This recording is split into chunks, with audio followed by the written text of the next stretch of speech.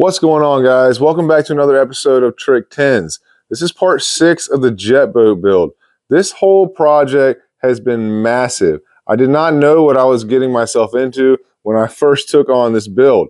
We have been working on this boat for over a year off and on. Now, the boat did go back and get some motor work, and we had some other stuff come up. We were just busy. I had to put it on the back burner for a little while, but this thing is so close to being finished, and I'm really getting hyped about this. This back compartment hatch that covers the engine was very intricate. It was very complicated to lay out, and as you can see right now, Austin's welding this thing out. We're getting this thing finished up. We got this thing on the first try. I was hyped because I didn't think it was going to fit, and it was perfect. So this thing is like a pyramid. The top of it is cut off though, so it's tapered from all 4 sides. And then it has the 1-inch lip around the bottom that the hinge is going to attach to. It sits down inside of the hatch track tray. I had him weld the outside of this thing with a good thick bead because I'm going to grind it down smooth. We want this thing to be completely smooth because the outside of this hatch is going to be getting turf. And we welded it from the inside also just to make sure this thing's going to be strong because the entire hatch is like 36 by 40 inches and it sticks up about 13.5 inches at the highest point. It's a cool looking hatch though. I mean, I've never built one like this. I don't want to build another one like it, but it turned out good and we got lucky with this one.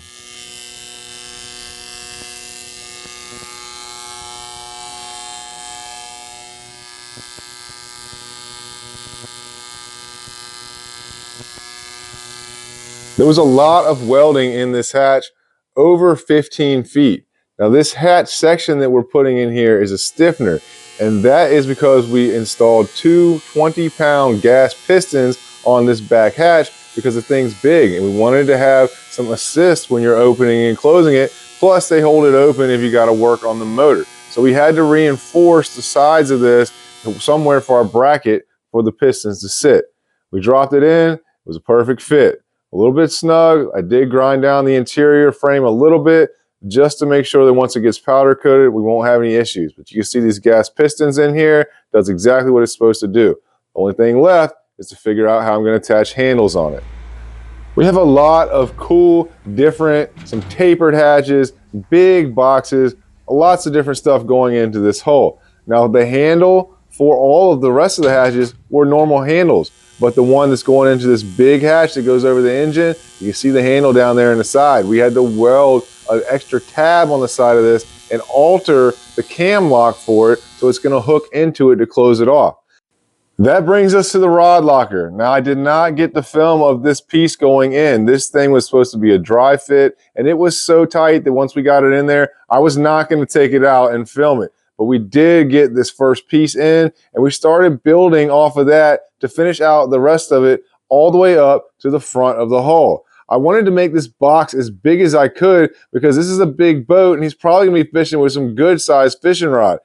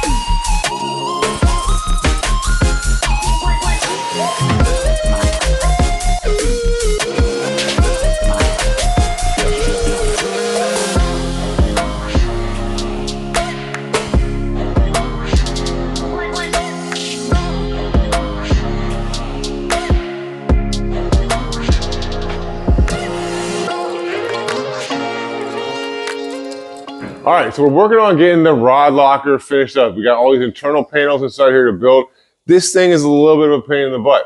It's got different angles on it, and it's hard to get this stuff inside of here in big pieces because we've already got the front deck and all that stuff inside of here. So we've got 6 foot of it figured out in here. Now I'm gonna bring this thing another 1.5 foot up inside of here. That way you can put 7.5 foot rods in here. I did get all the hatches out of here. They're all out of here. Look at this boat, it's bare bones. all the hatches are sitting over here. They're on this pallet. They're getting ready to go to the powder coaters. This is a large order of hatches right here. I mean, we have a ton of hatches over here, especially the ones with the big boxes. They're gonna be cool. I can't wait to get those back and get this thing wrapped up. But now I'm gonna finish up the rest of this rod locker. We got a couple pieces to put up here, and then it's a wrap. Let's get back to work.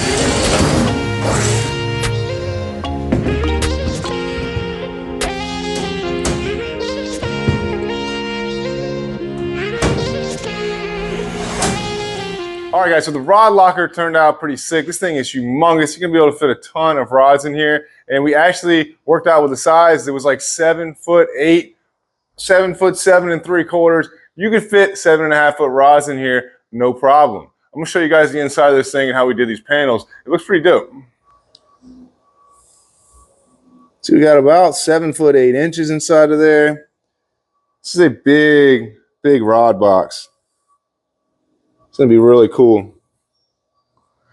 We had to put this thing in pieces up here because it was just too hard to put the whole thing in as one unit. But from here up, we did make this all as one piece. We tacked that together and then tacked it in here. And then this is one piece, except for the split right here. I had to do that in order to squeeze it up underneath of here and get it in there so it would fit, because this wall and the floor is one piece also. This thing is huge. The rod locker is 13 inches wide and it's about 11 inches deep. So there's a lot of room in here. I'm contemplating even putting some type of a shelf in here, like a drop down pan, just to hold like lures or small stuff, because he's not going to be putting this many rods in here. And I'm not exactly sure what I'm going to do as far as the finish in here yet. I don't think we have enough turf to do all of this. I mean, this is going to be a whole extra sheet of turf just for this part of the rod locker. So I'm thinking I might just use some carpet inside of here. I've got a bunch of different carpets left over in there, so maybe we could just put something here. I don't know. We're going to figure that out. All right, so you just saw we put this piece up here in the side. We're trying to finish off the whole interior of this drop-down piece. It comes also with another piece now. This piece up here is going to come up and bend back across the top. It had to be like that because the way that the hatch drops in there, she's tight. She fits in there though. But the way this hatch drops in here, the 1.5 inch lip sticks over to here. We got two pieces of 1 inch tube, so we have 2 inches overall. So we bent this 1/2 inch here, and then it bends back down to the floor. Now we just have one more piece up in this front, and then another piece is going to go on this side over here. We're waiting on this cable to come in so we can put that in before we finish all this off. It looks pretty cool though. I can't wait to wrap this thing up. Let's get back to work.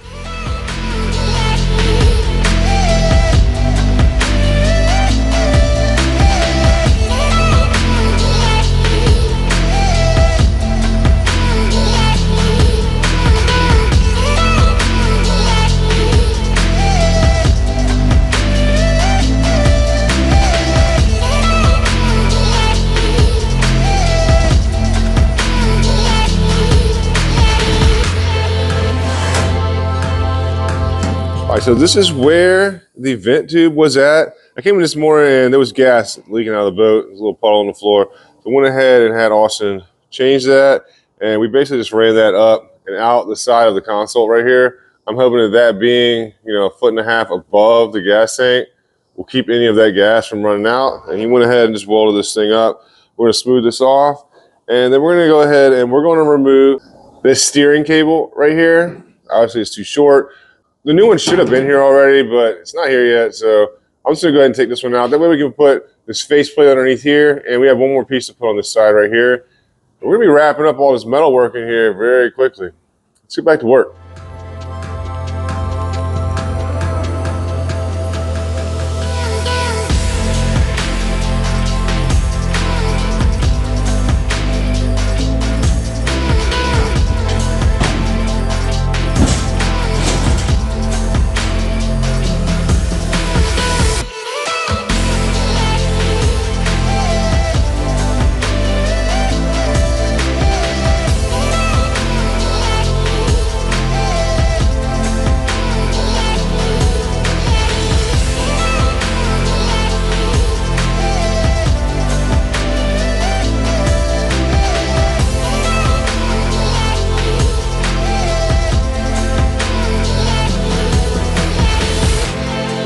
All right, so we got all 4 of our drop down vertical walls in here, and this thing looks cool, looks really good. The way this is gonna dip back underneath here, give it like a little reveal that's gonna come over. I think it looks pretty neat. Also, our cable just came. This is a new cable right here. It just came in the mail from C-Star. So I'm gonna go ahead and run that in here. To be honest with you guys, we're pretty much wrapped up with all the metal work we can do. It's time to get this boat painted. I'll put this cable in here and I'm gonna tell you a little bit more about this paint. Let's get back to work.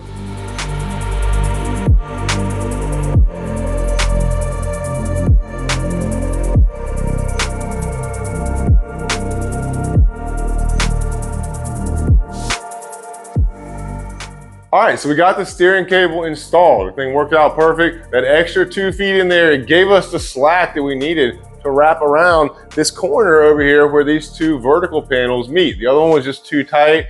I'm getting excited, guys, because that was pretty much the last piece of the puzzle that I can do to this boat until I get it painted. I've got some electrical and some lighting and stuff like that left to do, but I'm not gonna put any of that in here until this boat gets painted.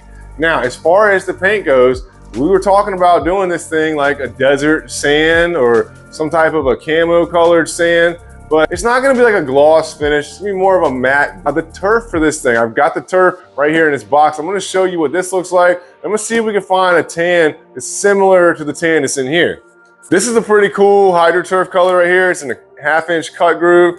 And I think this is like the brown camo, but it's pretty sick. I've never used this one before. I'm excited about putting this in here. I think we've got 7 or 8 sheets here. So this is definitely gonna set it off. But if we can get some type of a tan color that matches up with this brownish tan color in here, I think it's gonna be really cool. I'm gonna get some custom decals for this thing. I don't know if we're gonna go all out crazy with the pinstripes and everything, but it's definitely gonna be sweet once we get it all figured out. Now the boat is getting painted by Billy Elliott. Billy painted the Creature boat build that I just did. I mean, the dude is a phenomenal painter. This was part of the whole deal with the Creature build. He's a painter and I knew I had to get this boat painted. So we bartered a little bit of metal work for the paint job on this boat. I'm excited. I know he's gonna do a killer job on this and I cannot wait to see this thing when it's finished.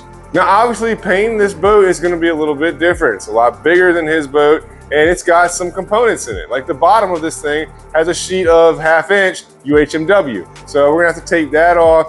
He's gonna paint basically the whole outside of the hull, both port and starboard, and we're gonna paint up underneath the front of the bow as far back as he can get until he hits the UHMW. Then on the interior, this top rail is gonna have to be brought down and painted to this deck. The rest of the floor in here is all gonna be turf, with the exception of this center console. Now this console is gonna have to be painted. I'm probably gonna put some big stickers and decals on that too, but he's gotta paint the console and the grab rail, and he's gonna paint the both sides, port and starboard, and he's also gonna have to paint this big thing back here.